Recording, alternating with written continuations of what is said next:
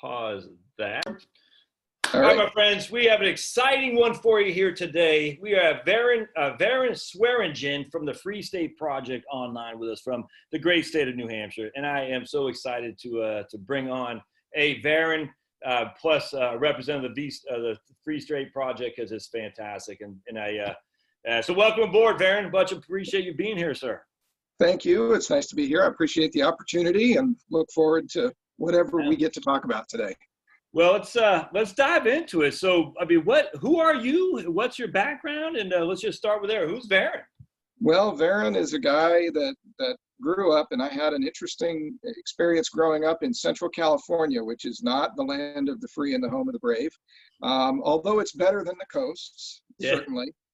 But there were two early on huge influences in my life that kind of shaped, not that I haven't reevaluated things, but kind of shaped the way I think today. The first is my dad, and the second is a guy by the name of Marshall Fritz, both of whom were very solidly committed Christians and very politically, philosophically, very libertarian.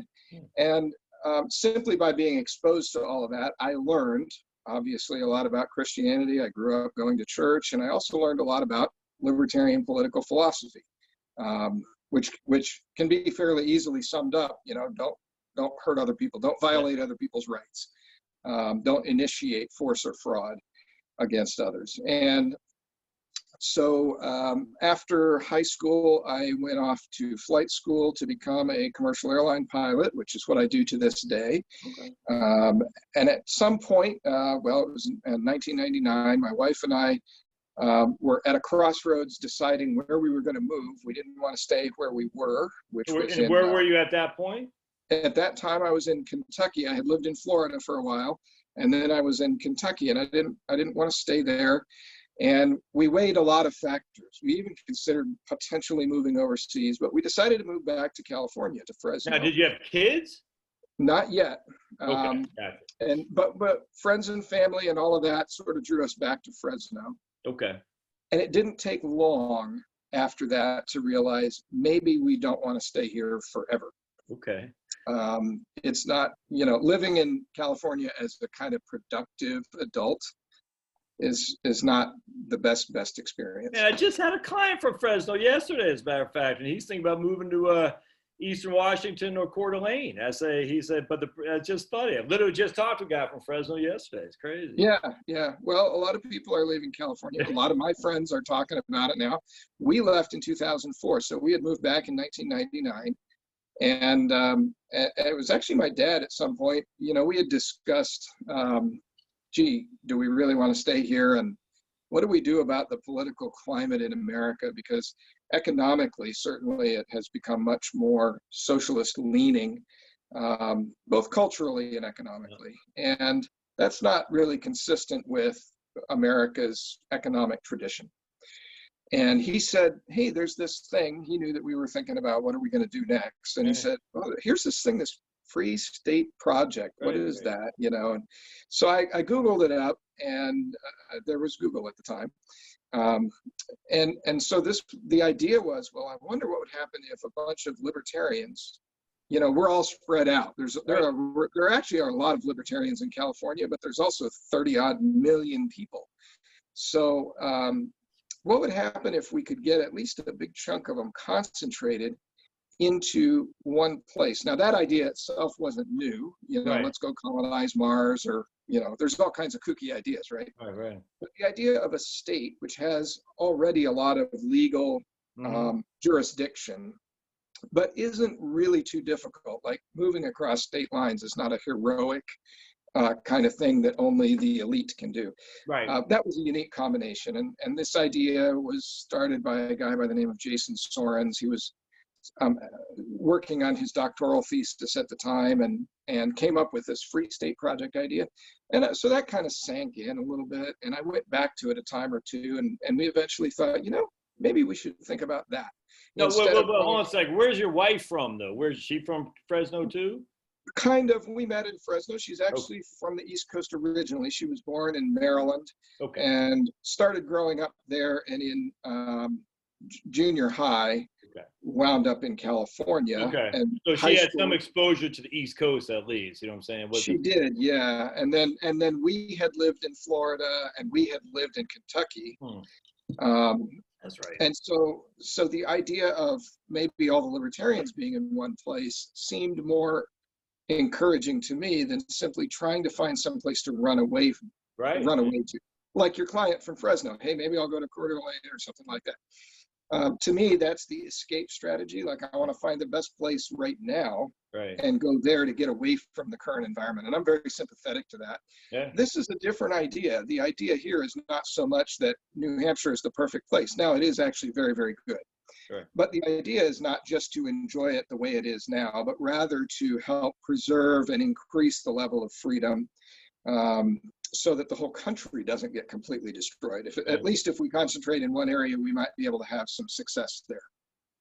All right. So all right, that's fine. But, you know, I mean, you're not, other than Kentucky, you haven't really been exposed to the winters. You know what I'm saying? I mean, how do you tell your wife where it's freezing cold in the wintertime? Well, it got a little cold in Kentucky, but not New Hampshire cold, and snowy. You know, I think we probably got 10 or 20 inches a year. Here we get about 50 on average, which means sometimes it's 80 or 90. You know, we've had a couple of doozies here. And it's not that we had never been in the winter. I mean, I had traveled, we'd both traveled, you know, to places that got cold. My mom's from Michigan, my dad's from Minnesota, so I'd been back to the upper Midwest. I experienced it anyways. I would say after living in northern Kentucky, our preference is not for cold weather, but the question is, where does freedom fit kind of in your hierarchy of needs? Is avoiding cold the most important thing to you? Because if it is, there's warm places, go ahead, you know.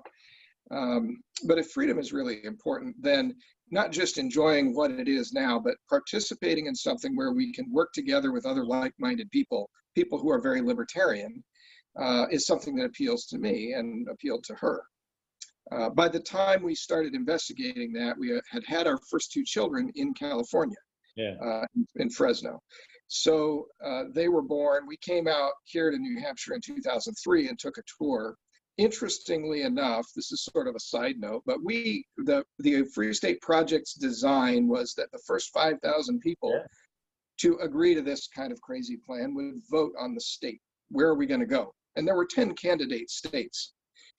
When you signed up, you could opt out. So in other words, like, if North Dakota wins, I'm not committing to go there, so you can take me off your list, right? And we signed up and we opted out of several states, including New Hampshire. And so the state vote happened in 2003, and they took us off the list because we had opted out of New Hampshire. New Hampshire won the vote. I'm just curious, where did Tennessee fall in there? Was that one of the top 10? Had to be, no, right? It was not a candidate. The candidates were Alaska. Yeah, so the primary criteria was population. States that had 1.5 million people or less. The reason being that population concentration is important. Now, that it wasn't absolutely that, because there were two states, Hawaii and Rhode Island, that were eliminated because of various factors. So what was left was Alaska, Idaho, Wyoming, Montana, North Dakota, South Dakota, Delaware, Maine, New Hampshire, and Vermont. Gotcha. Okay. And New Hampshire won the vote. Take it off the list. You said, I don't want to go there. Well, really, it was that I'm not committed to going there. And so they did. They took us off the list. And it was about a month after that, we had some vacation time already set aside, and we were going to go kind of anywhere that they picked to just take a look, unless maybe it was North Dakota, in which case we were going to look at, like, I don't know, the Bahamas or something. So we came to New Hampshire and we drove around, and we were very focused, you know, take a tour, come and see are there any people we can meet? Are there places we can go see? Do we want to look at real estate, you know, and all of that? And then we decided while we were on that trip, we wouldn't make any decisions. We would collect all our information and come back home and then talk it over and make a decision. And the result of that was we decided to move to New Hampshire, and that a particular place that we had looked at, we would build a house in that place if we could put the deal together, which we did, and that we would do it within about a year. Okay. And that's what we did. So in the end of 2004, we moved to New Hampshire, and we've been here ever since in the house that we had built right here in which I'm sitting. How old were your kids at that point? Still pretty young, right? Yeah, they were born in '01 and '02. Okay. All right. So they didn't really have school and all that stuff. They had to revisit. No. And since moving, we've had two more children. Ah. So now they're 19, 18, 9, and 7. What's your 19? I have 4 kids too. So my oldest is 20. She just turned 20 at Georgia Tech. My youngest is 12. What's your 19 and 18? Are they in college or about ready to go to college, or what's their? No, he's working. He does IT work for a company that supports point of sale systems. Okay. And my daughter is in New Hampshire, yeah. And my daughter is finishing up high school, getting ready. She hasn't quite figured out what comes next. Yeah, right on. All right, so now you talked to Free. That's pretty interesting how you said the Free State. I didn't think about it like you said it right there. It's not just to escape something; it's to actually build something for free-minded, like-minded. That's actually a really interesting point of view. I hadn't thought about it like that, but it's easy to see. You're not fleeing. You're trying to engage to rebuild when the social falls apart. Right. Which certainly will. Okay, interesting. And that's. I mean, obviously that might be part political, but it's also part social and economic. You know, for example, a lot of Free State Project participants homeschool. Yeah. Well, that has a big impact on the next generation. And so a culture that is homeschooling friendly results. Second, Varrin, I got my guard dog. All right. All right. Sometimes, because we're basically all homeschooling now. So to make sure that people know he's here. Anyway, sorry about that. Do you have any pets by chance? I got a couple birds. Well, we have one. The family has a bird, and then my daughter has a bird. Thanks, buddy. So anyway, all right, so going back to what you were saying, I apologize for that interruption, Pablo. Jeez Louise. That's okay. I'd throw him a bone, but it's not the same this way. So I mean, it's not just political. We homeschool. That supports a culture of homeschooling. And right now, as you alluded to, that's kind of important because a lot of people in this pandemic environment are faced with, what do I do now? Now my kids are home, or they're going back to school, and the schools already are thinking about closing again. How are we going to manage this education with our kids? Well, there's a whole lot of homeschoolers who are ready to be helpful, even with families that are kind of quasi-public schooling or public schooling at home. It's still helpful to have that culture already established, and there's a lot of other ways: business ownership, sort of mutual aid support. There's all kinds of things that libertarian thinkers and livers, if you will, do to sustain a free society. Well, there's a community, and that's the issue that I think a lot of the people escaping. I think there's got to be something you're going to. It's actually interesting. The lack of a community is a challenge for a lot of people, and that's so having a community of like-minded people. That, in fact, I did a video the other day. There was a study in Canada. They talk about the happiest people in retirement. It's very interesting. It's not those with money. It's those in a smaller, remote community, homogenous. All right, a lot of churchgoers.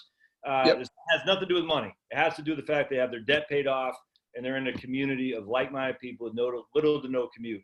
It's amazing to me because you look back historically and said, why are we stretched so thin emotionally? And it's because I truly believe we've lost our sense. This is just me. I mean, who knows? Yeah. No, you're right. And communities have two aspects. I guess kind of all communities, or fall into one or both of two categories: geographic communities that are, happen in a place, and then intentional or topical, thematic communities. So churches are an example that have elements of both, but now maybe less so. You can go to church online, kind of. It's not the same as being together in the same place, but the Free State Project has some of that aspect of community in this regard, that it's a bunch of people in an area, but I mean, it's a whole state, so there's not like one town. But there's enough of us that at any town you go to, you won't be far away from other libertarian type people. Right. And so by way of contrast, Fresno County in California has maybe 800,000 people in it. The city of Fresno is around 500,000. For a period of time while I lived there, I was the chair of the Fresno County Libertarian Party. And if I asked all my friends to come to a meeting, we might have 5 or 8 people, that would show up. Here, it's nothing to have a dozen or 3 dozen, libertarian types hanging out at a restaurant or something, even in a small town. And larger gatherings are in the 3 digits or even occasionally 4. We have a big event every year, the Porcupine Freedom Festival, which typically draws over 1,000 people. And even this year, when everything else was canceled, I mean, nothing happened this year. There were 1,000 people at Pork Fest, and 0, as far as we know, and we've asked, 0 cases of coronavirus. Well, the funny thing is, going back to this study, what they said too is about the community, but it's also the length of time in a community. So you don't have a lot of transient, you know what I'm saying? So like you've been there now for going on, what do you say, 16 years, something like that? Right. Yes. Yeah. You're developing roots, and the roots just like a tree, you know what I'm saying? It spreads. It's actually pretty cool. And that's, I think that gets overlooked as a lot of people look at, where do I want to find myself in, the latter part of my years or something like that, or for you when you're younger than you are today. Even in midlife, yeah. And it's not just that there's one. I mean, obviously there's a geographic community. I live in a specific town, a city. But then there are other intentional communities. It's not that it's all Free Staters all the time. Right. We are very plugged into our local church. Where I was over earlier this morning working on audio visual issues. We're building a new building, so I'm deeply involved in that group. Yeah. And there's people that have their homeschooling groups. There are. Hold on a second. Let me get this. Yeah. Back. Hold on just a second, Varrin. All right, yeah, go ahead. People got this. This is Pablo right here. He's my Pablo, attack dog. How are you? Don't put him near your birds. You might take a bite out of crime. But not like that, huh? Yeah. So I mean, people have their pet groups, and every other kind of thing imaginable. So Free Staters are involved in all that kind of stuff, gardening and farming and you name it. When you all right. So so if someone, you moved to New Hampshire, you got your house built, New Hampshire is insanely gorgeous. No other way around that. Oh, yeah. Give me a negative that you say, ooh, I wasn't expecting this. Will anything jump out at you? Like, man, I didn't prepare well for, I don't know what it is. I'm just thinking the cold, but maybe it's not the cold. Anything jump out at you negatively? And I hate to say negatively, but. Right. Yeah. I mean, so we were in a sense prepared for the cold. We were aware of it, Right. And so then that was a question, what are we going to do? And part of our reason for choosing Keene, where I live, has to do with the fact that it's kind of flat. It's a small city, and it's kind of flat, and you can get around town easily. So when the weather's bad and the driving's slippery, my wife's not a big fan of driving in slippery weather. It's a little bit easier to get around, and we wanted to be in a place where we could have things set up. I travel for a living, so I need things on autopilot, not just the airplane that I'm flying, but also, the snow plowing at home and the lawn work and all this kind of stuff. And being in a sort of more populated area makes that a little bit easier for us. Yeah, it does get cold. They have heaters here. You can get one in your house, and you can get them in your car. So you can have heat in the places that matter.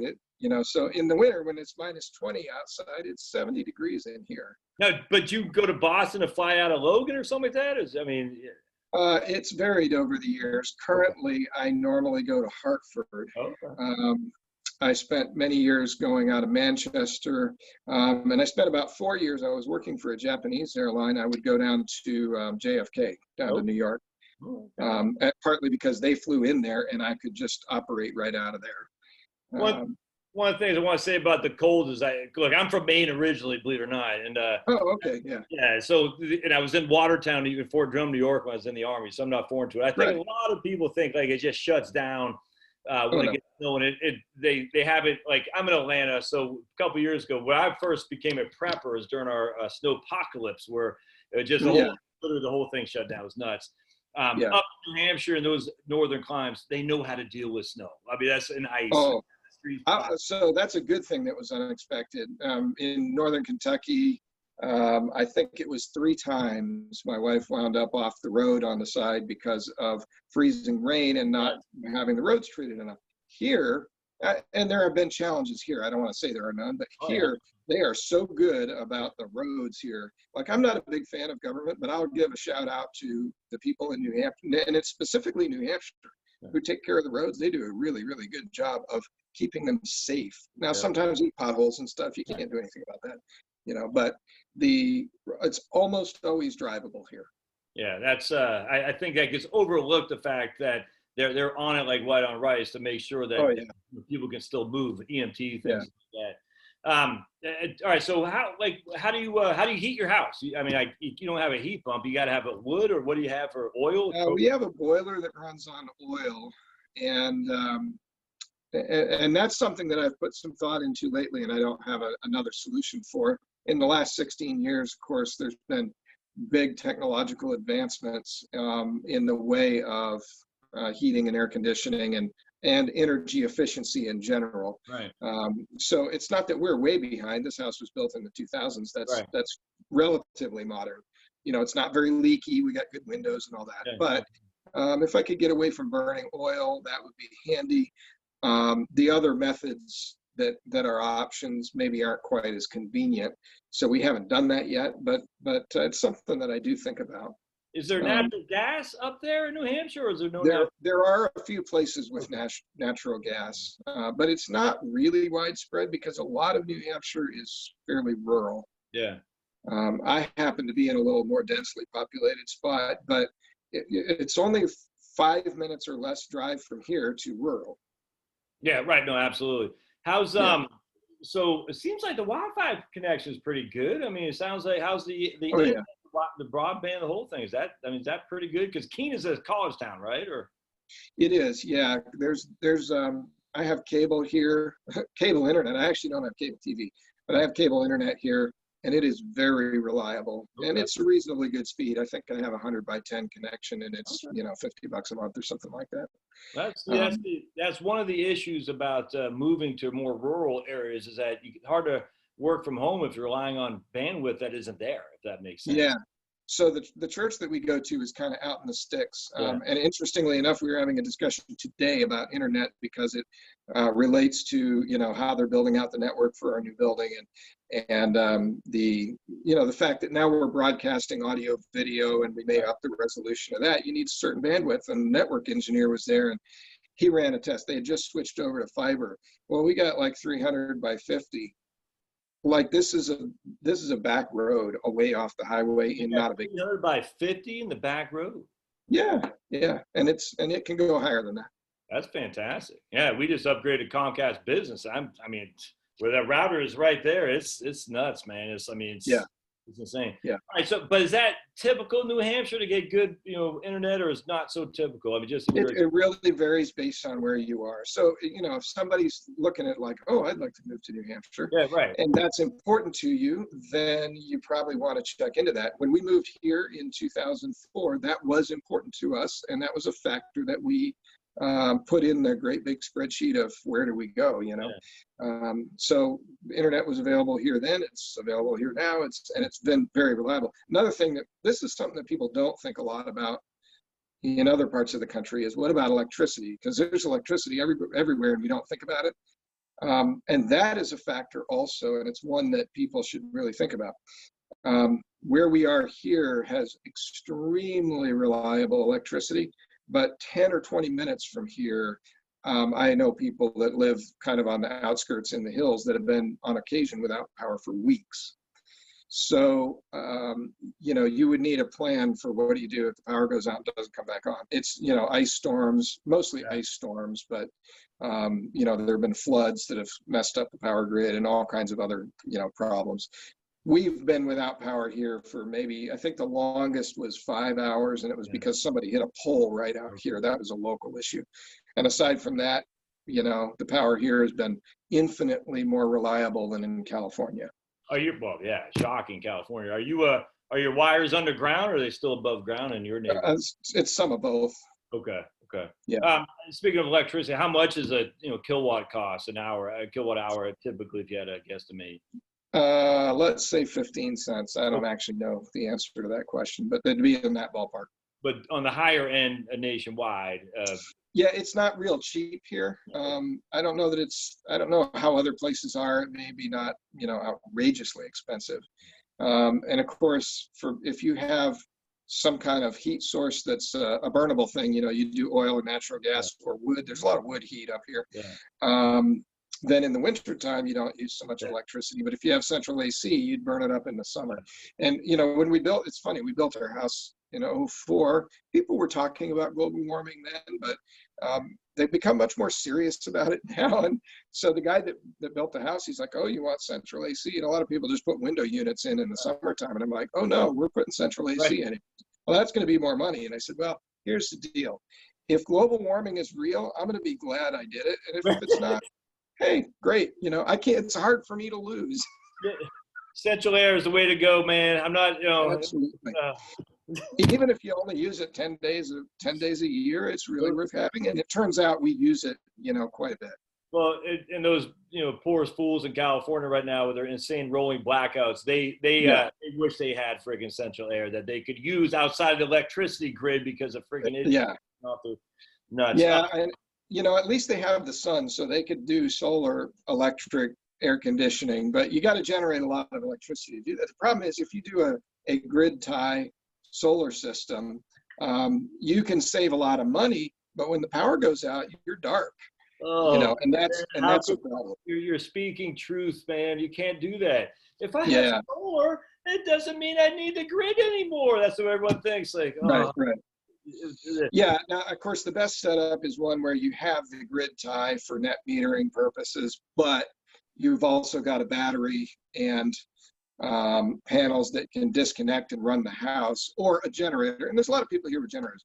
Generators actually are fairly popular, especially in those, places where they go without power for weeks. No, you definitely got to run a generator. I think the future is solar and battery, but it's hard to argue with a generator. You bring some whatever. Long time away, man. That's why the idea that especially when it comes to heating, you're not going to heat with electricity. So we're going to have to find a good fuel source. My thing is, look, I can open windows in the summertime, but in the wintertime, being from Maine and knowing what happens, electricity goes out, that scares the hell out of me. So I want to make sure it's a heating source. And as long as we still got fossil fuels, I'm okay. Yeah.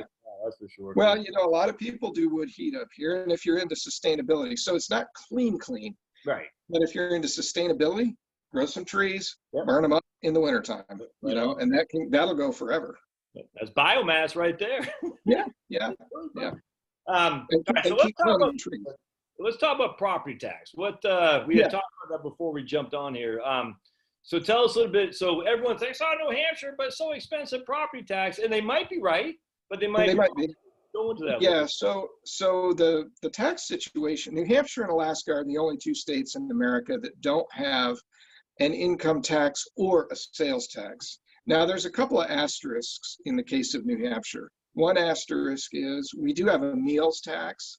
So for prepared foods, like if you go to a restaurant, you'll pay a what looks like a sales tax. If you go to Walmart, you can buy $10,000 worth of junk at Walmart and pay 0 sales tax. But if you put that, prepared fried chicken in your cart, there'll be a 8% or whatever on that. So prepared foods has a tax. On the income tax side, there's no earned income tax. There is dividends and interest tax, but the first chunk of it, I think it's $1,200 for individuals and $2,400 for adults, for adults, for couples, is exempt. And so many people, unless you have a high amount of that kind of income, you don't even have to file a return. So there's no, aside from that, there's no income tax, there's no sales tax, and there's no other state that's like that except Alaska. But so people ask, obviously, where does the money come from? And the answer is property tax by and large. Yeah. And so that's where some people tend to get scared off. But one of the unusual things about New Hampshire is that the property tax rates vary dramatically from place to place. So in California, for example, the property tax rates are almost the same everywhere. There are minor variations, but pretty much it's 1% plus a little bit. There's fees and whatever. And that's the amount you pay in San Francisco or LA or, Eureka or whatever, Palm Springs. It's all the same. Here in New Hampshire, that's not the case. The Keene, where I live, unfortunately, is one of the highest tax rate towns in the state. So the sticker shock is that we do it by mill rate. So 37, which is 3.7%. So in other words, if you have a $100,000 house, your tax is going to be $3,700 and some odd dollars per year. Well, that's very high compared to many other places. It's almost 4 times as high as California. By way of contrast, there are places, and there are some places with low taxes because they're like way out of the way. But there are some places with very low taxes that aren't way out of the way. The next town to the west of us, so I live in Keene, the next town to the west is Chesterfield. Ours is 37, theirs is 22 or 2.2%. So it's a third lower to just go 5 miles to the west. If you go up in the Lakes region on the east side of Lake Winnipesaukee, even on the west side, it's better, but on the east side of Lake Winnipesaukee, there are several towns with tax rates under 15, under 1.5%, Wow. and a couple that are under 1%. So for example, if you go to Moultonborough, your tax rate is about 0.7% or 7 mils. So the difference between Moultonborough and Keene is a factor of 5. That's crazy. That's a big, big difference. Now, there are some reasons for that, and this is not uncommon. And anywhere there's a big lake, Yeah. the tax rates tend to be lower, or a big body of water. Like over on the seacoast, there are a couple of towns, Rye, for example, their rate is 10, but they're right on the ocean. The reason for that is that the property values there are very high. I was getting ready to say, rye is expensive. All right, gotcha. It's So the expensive, rate is and low, so but the it's rate's lower. So what happens is people that are on the lake pay more because their property is valued more. Yeah. So this is just a little trick kind of deal. If you don't care about being on a lake, but you want to buy property that's not outrageously priced and has low taxes, go to a lake town away from the lake, Yeah. and you'll get a much lower. Best of both worlds, a cheaper house and lower taxes too. Exactly. Yeah. So that's something you can kind of choose. If that's a high priority for you, you can reduce that tax burden by choosing someplace with a lower rate. And not one of the towns where every property in town is outrageously expensive, like Rye. Yeah. There are other options. Moultonborough's got a lot of not expensive land, and you could build a house there for a reasonable price. Care if I show people the map you had shown me on this guy's Yeah, website? sure. There's a handy dandy map there. Yeah, and I'll put a link in the show notes. Hopefully y'all can see this. This is joeshimkus.com, JoeShimkus.com. He's got this handy dandy map, and here's it's actually real cool. And Varrin showed this to me, so let's look at Keene, where Varrin. Here's Rye. So that's where my boss. I used to work in Portsmouth for a little bit.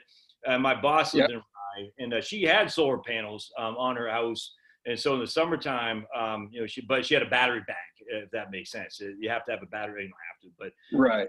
But it was freaking gorgeous. I mean, it's right there on the water, freaking insanely gorgeous. Oh, it's beautiful, right? Oh my goodness! But it's expensive. Exactly. 10.22 is the, what do you say, the mill? Is that what we call it, Varrin? Yeah, the mill rate. It's think of it as percent times 10. It's the dollars per $1,000 of assessed value. And here's Keene, JK, and right there, it's 37.6. I actually had a good friend of mine, and this is what I want to talk about next. He lived in Nashua. Yep. And this is the last place I ever drank alcohol, right here, Nashua. Well, there you go. 1997, May 25th, but who's counting? But anyway, so there's a pretty big one there. So this is a great chart, guys. So this is, I don't know who Joe is. I don't even think you know who he is either, right? I don't know him personally, no, but he put together a really nice thing here that I think is worth a look.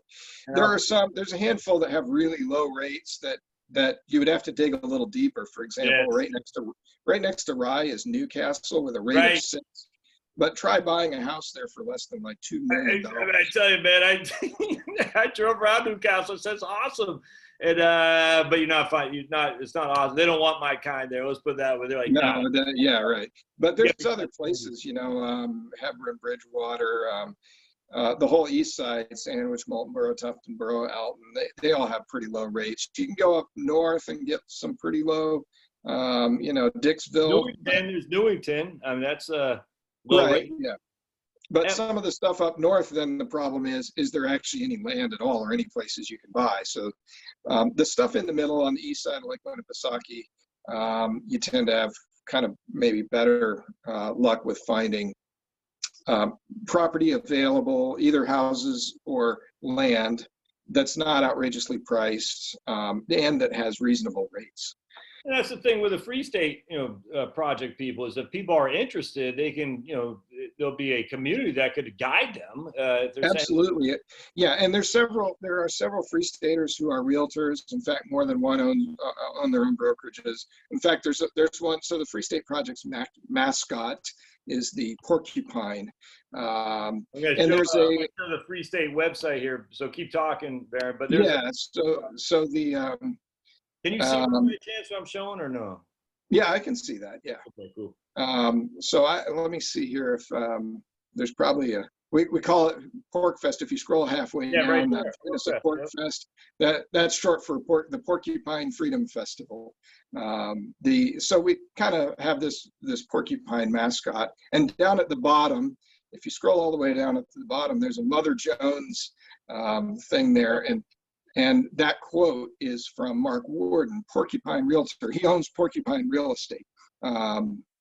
And so, he's not the only realtor, but there are realtors who are happy to help kind of find the right fit for you, who are also Free State Project participants. Well, I want to point out something too, because Mother Jones is a pretty left-wing rag. And so the fact that, and here's Carl, I listened to her, that's the lady who was interviewed on Jack Spurko the other day. And it's a disillusion by the left-right, the political dichotomy that we're in, the false dichotomy, if you will. But anyway, I'm not a big fan of Mother Jones, and generally speaking, but like Kevin Drum and stuff. He writes for Mother Jones, and I'm a fan of his, even though he's a big lefty. But it goes to show you that there is some sense of sameness that some of us have on the right and the left. I consider myself a right-wing libertarian, and I'm sure the readers of Mother Jones are on the left wing. But at the end of the day, there is some overlap there. It's not just exclusive for right-wing Christian people, if that makes sense, which I think is pretty cool. Yeah. And here, so the reality here of the people who have come here sort of mirrors that. It's not like what the Carlos quote, Free Staters are not a monolithic force. That is just absolutely true. Yeah. And we disagree with each other about things. Usually it's when we get off in the weeds about specific proposals and the consequences of those. And some people are incrementalists and some people are absolute. And you'll find all these kinds of little nuanced arguments. Most of that is sort of detail oriented, but the reality is that there are quite a wide variety of styles. So within preferences for a high level of freedom, it's not all one cookie cutter sort of personality type or set of policies that are important. It can't be. If you're libertarian minded, you're going to be individualistic from the get-go. You know what I'm saying? Right, exactly. Yeah. So, your listeners probably have similarly a wide variety of styles and interests.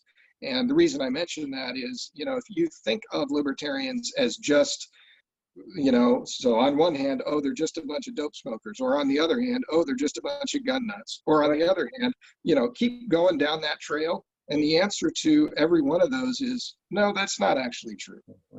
And there are people here that you can find who will be very much more like-minded than any of those stereotypes would suggest.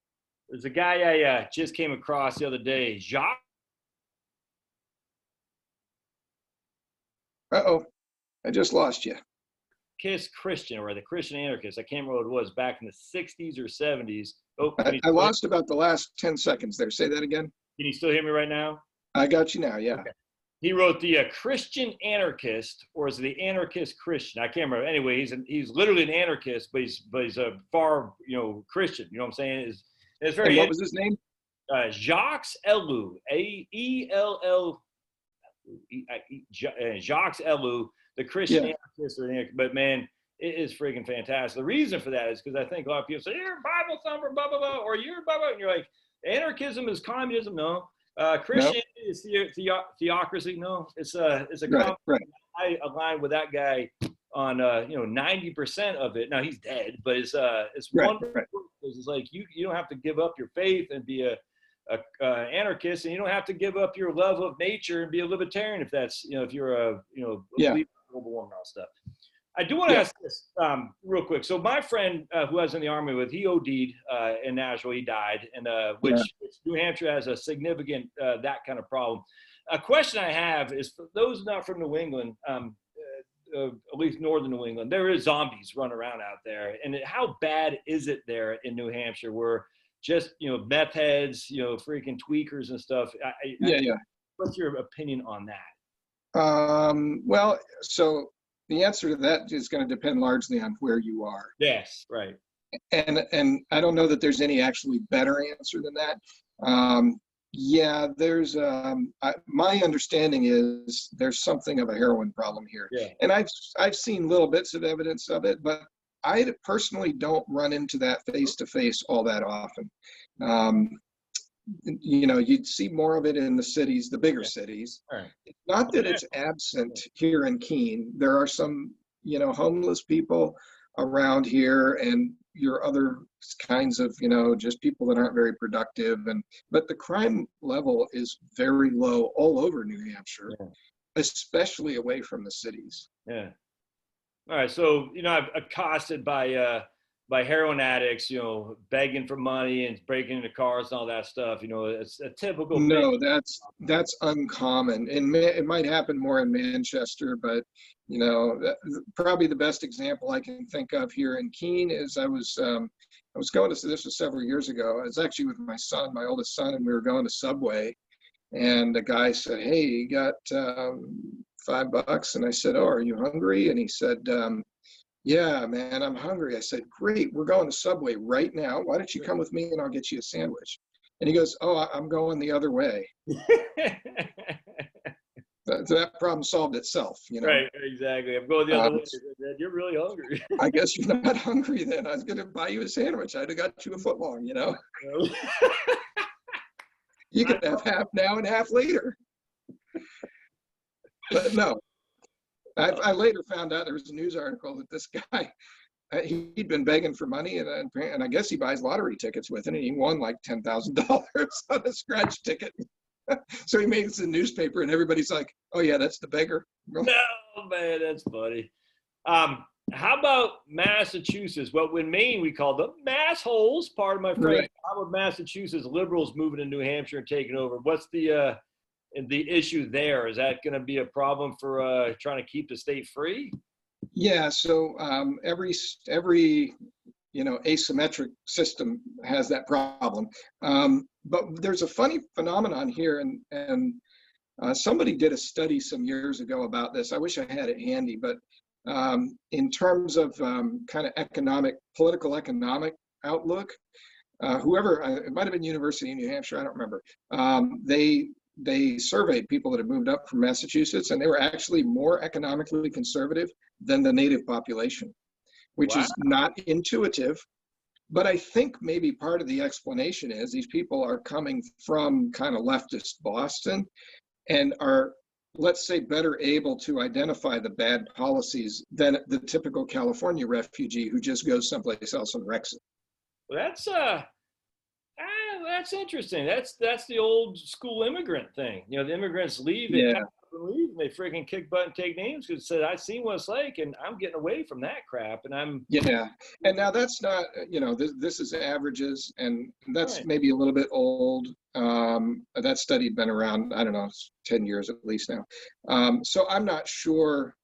There's obviously not one answer to the everybody's different, but there are the bigger problems. So from what I've observed in terms of people who are very public advocates or even wind up, for example, being elected to the legislature or something like that, the ones that strike me as much more destructive are the ones that have come from New York. Oh, yes. Yeah. And there in the Monadnock region here, there have been several of those that moved here from New York, some recently, some further back, and other places, New Jersey, Pennsylvania, that all of a sudden they're bringing their, I had a neighbor that was a state rep for a while. He's since moved away, but he spent a decade living on my street here, and ran for state rep, and he got elected, and he just had an atrocious voting record. He came from Pennsylvania. He was a vice cop there. Moved here, wrecked a bunch of stuff, and then left. That's interesting. Because Vermont has the same thing with the New Yorkers moving up there. You know what I'm saying? Yeah. See, and being from Maine though, it's like you think Maine is this rough, tough, and the people from Massachusetts are all libs, but Maine has some dependence on. Oh yeah. I'm saying, and absolutely. The native population does, and I don't know. I always wonder if that's a little bit over. Like the guy I was telling you from Fresno was looking at Coeur d'Alene. He's not a left winger. Let's just put that way. He's going to go to Idaho and add one to the W box for Idaho.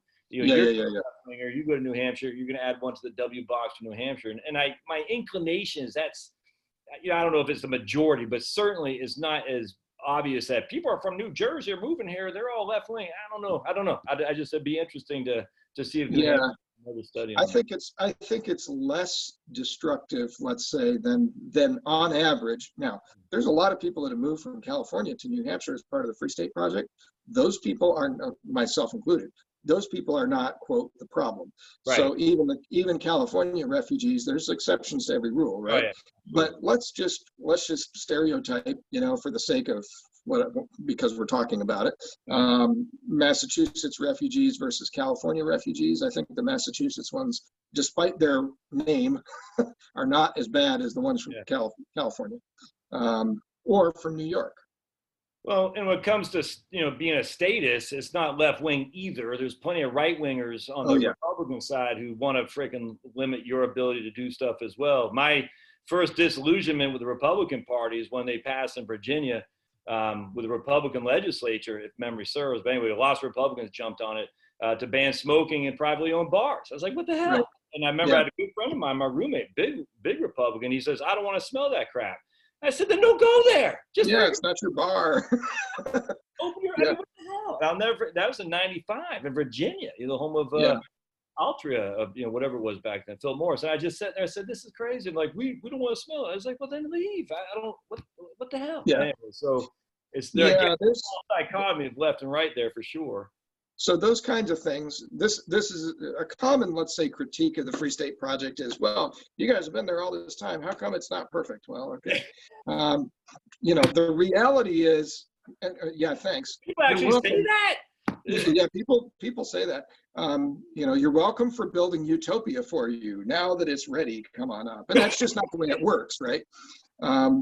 But smoking in bars is one of those ones where they say, you guys passed a smoking ban like after the Free State Project came. And I'm like, okay, well, not every battle is winnable. And that's one that, now I'm as opposed to smoking as you'll find. I mean, I'm personally allergic to it. So if I could just ban smoking everywhere in the whole world, that would delight me. Right. But other people's property is other people's property. That's what I'm saying. Exactly. And, so I oppose the smoking ban. And I think it's useful to have somebody in the room who says, look, do not smoke in my house. I'll kick you out of my house if you light up a cigarette. It's not that I hate smokers. I don't. Right. And we have smokers over to the house from time to time, but they can go outside to do their thing, And it's a matter of respecting property rights. And a lot of this, like the mask debate now, same kind of situation. It's as wrong for a town, and here again, the city of Keene, in their infinite wisdom, passed a mask ordinance. And that just happened a couple of weeks ago, and I engaged the city council and I said, look, I got an idea. If you want to pass the law that enforces masks, why don't you pass a law that says that there's a new misdemeanor penalty or something if you violate a business's posted mask policy. Right. And then let the business owner decide what that policy says.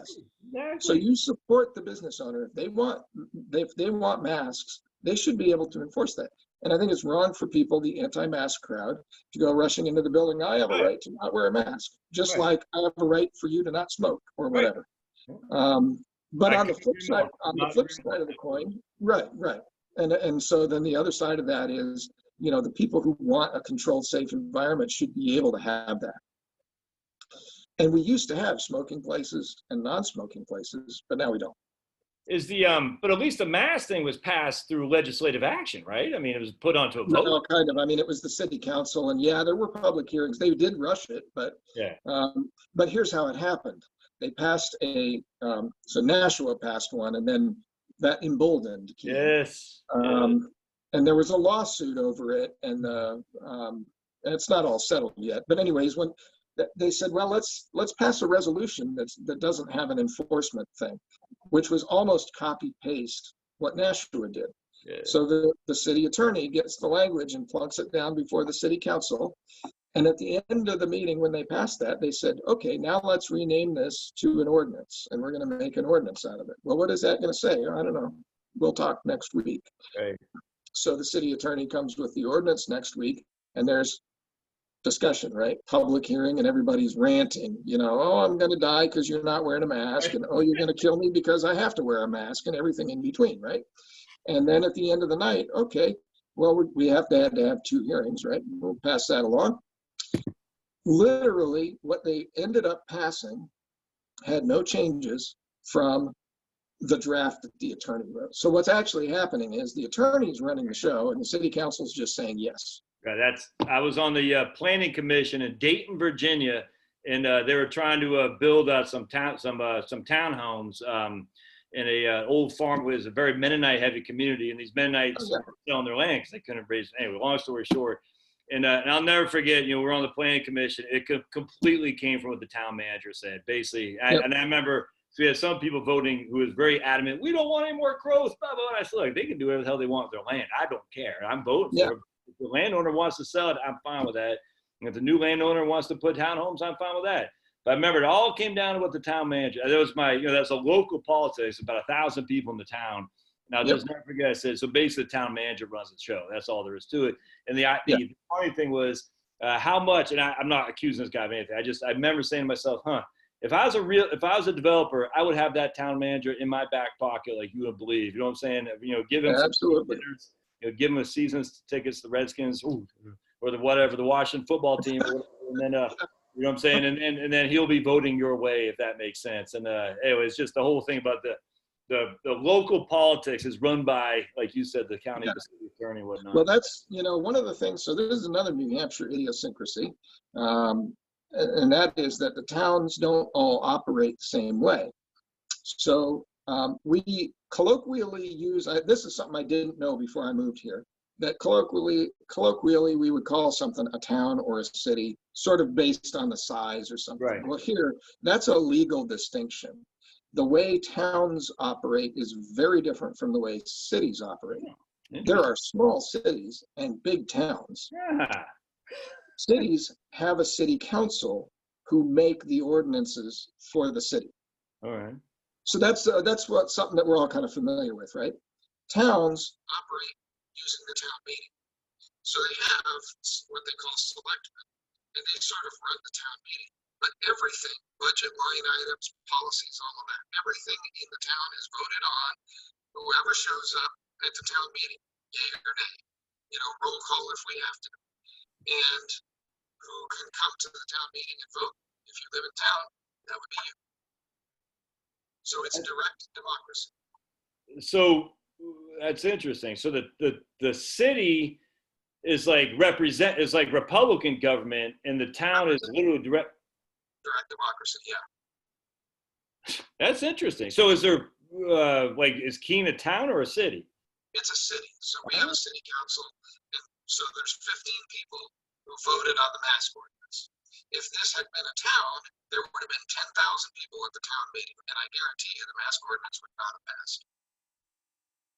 So the politicians then want it to be a city as opposed to a town, I think, because they have more power. They retain more power then. You know what I'm saying? Yeah, I guess however many hundreds of years ago this happened. That's interesting, man. Do you find, and I'll get you out here in just a second, but Varrin, do you find that more there's like the town of Joe Schmoville, and there's a group that says we got to make this a city? Is that it would seem to me that like you said, the mass thing would not have passed if it's done direct, I think. But are there like some kind of movement to make towns more like cities? I don't know when the last city came into being here in New Hampshire, Okay. but I don't think it was recently. Okay. Gotcha. All right. Seems like I'm losing a little bit of audio, and I'm not sure if it's because I got thunderstorms above me, but um, yeah, I think. All right, so let's cut this off now, just because it just kind of went out just a second ago. I still hear you a little bit, but it's almost like you're in a phone booth or something like that, which it might just be the thunderstorms going above. We've been getting a lot of rain the last week or so, which we've needed desperately. It's not going to be a pretty fall, that's for sure. But Varrin, so real quick, do you have a website? If people want to get in touch with you or follow you, or what, you have I'm not even on Facebook, but how do people get a hold of you? I'll put all the links in the show notes. Sure. Well, the Free State Project has a page, fsp.org for freestateproject.org. If you type in freestateproject.org, that works also. And there is a Facebook page. If you just type Free State Project into the search bar, you'll find it. There are, about, I think, 100,000 likes on that page. Cool.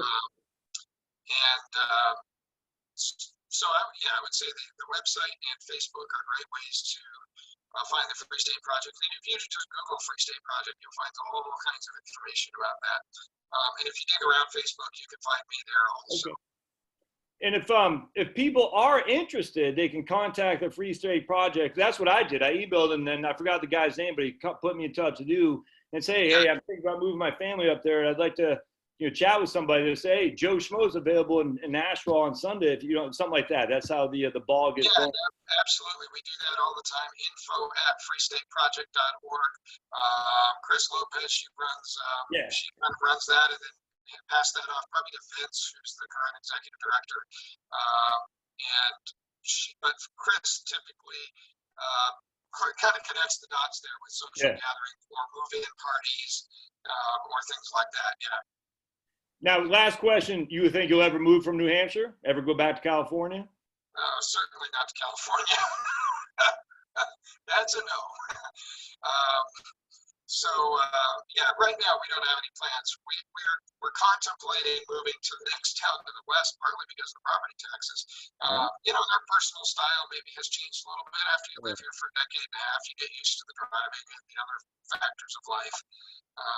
But no, right now we have no plans on leaving. There are people that move out of New Hampshire that happens, but where else do you have such a high concentration of pro-freedom activists? Nowhere else in the world. I mean, this is number one as far as that goes. And I think that vote.